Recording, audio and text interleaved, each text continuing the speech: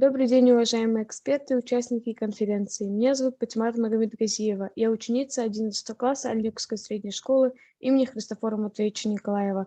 Я аварка по национальности, мои родители выходцы из Дагестана. Родилась и выросла я в Аленке, моя родина Якутия. Мне очень нравится народное высказывание «Человек, не знающий и не понимающий свои обряды, обычаи и традиции, словно одинокая птица, собравшаяся в дальний путь». Я не ощущаю себя одинокой птицей, потому что мы чтим традиции аварской культуры, и мы сроднились с культурой якутского народа. В нашем селе много межнациональных семей. Нам стало интересно, если аварская девушка решит выйти замуж за молодого человека якутской национальности, какие свадебные обряды будут придерживаться на их свадьбе? Мы решили посвятить свою работу изучению этого вопроса и сделать сравнительный анализ свадебных обрядов в аварско-якутских культурах.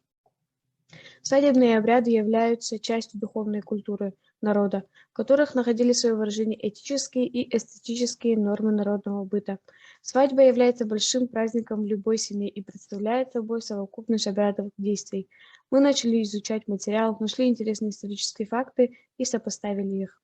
В первом монографическом исследовании «Традиционная семья и обрядность якутов» по истории брачно-семейных отношений и традиционной обрядности якутов Слепцов Платон Алексеевич рассмотрел традиционные формы брака и семьи, институты Колыма и Приданого, охарактеризовал традиционные права наследия, систематизировал свадебные, семейные и родильные обряды. У якутов были представления, характеризующие главные трехфазные процессы человека – рождение, брак и смерть. Мы рассматриваем вторую фазу. Свадьба в якутской культуре начинается в доме невесты, в котором проводится весь ритуал бракосочетания, свадебные пиршества и угощения, первая брачная ночь, проводы невесты к жениху. Традиционная якутская свадьба состоялась из 4 этапов. Аварская свадьба – это всегда очень зрелищное событие, которым управляет тамада. Также контролирует исполнение всех традиций. Свадьба состоит из 4 этапов. Формы заключения брака у аварцев имели несколько видов.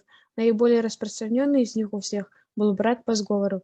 Брак по сговору распадался на 2 вида – сговор малолетних и сговор совершеннолетних.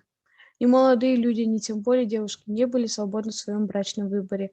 Решающее слово принадлежало их родителям. Основные циклы обряда строго регулировались основным законом шариата. К своему удивлению, мы обнаружили, что несмотря на территориальную удаленность якутов и аварцев и отсутствие прямых этнических связей, существует параллель свадебной традиции, и основные моменты свадебной церемонии якутской и аварской культурах имеют много схожих моментов. Сватовство, сговор, обычаи добрачных свиданий помолвленных, торжество в доме невесты во время выплаты Колыма или части его, переезд невесты в дом жениха. Одним из главных моментов и в якутской и аварских культурах это перешагивание невесты порога в дом жениха.